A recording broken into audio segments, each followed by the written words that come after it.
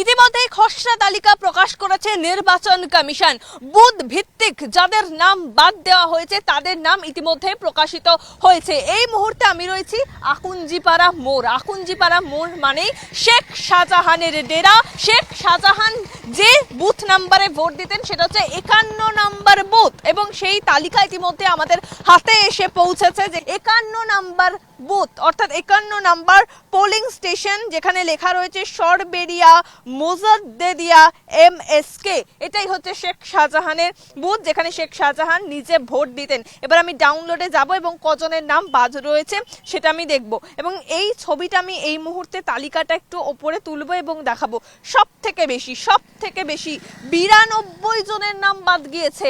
একটা বুথ থেকে 92 জনের নাম বাদ গিয়েছে, এবং যার মধ্যে একাধিক দেখা যাচ্ছে সব স্থানীয় স্থানান্তরিত। মৃত খুব কম রয়েছে।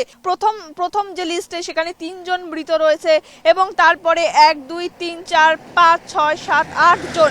এক একটা লিস্টে দেখা যাচ্ছে 2 জন 4 জন 8 জন 6 জন 10 জন মৃত রয়েছে, এবং বাকি সব যেটা দেখা যাচ্ছে সব স্থানান্তরিত, সব স্থানীয়ভাবে স্থানান্তরিত। তার মানে তারা এতদিন ভোটার তালিকায় ভোটার লিস্টে ছিল। SIR যদি না হতো তাহলে কতটা বিপদের সম্মুখীন হতে হতো আপনারা চিন্তা করতে পারছেন। এটা পোলিং স্টেশনে 92 জনের নাম বাদ দেওয়া হয়েছে। তার মানে চিন্তা করতে পারছেন যে সন্দেশখালী স্পর্শকাতর এলাকা, সেই সন্দেশখালী বিভিন্ন জায়গায় বাংলাদেশি অনুপ্রবেশকারীদের প্রবেশ,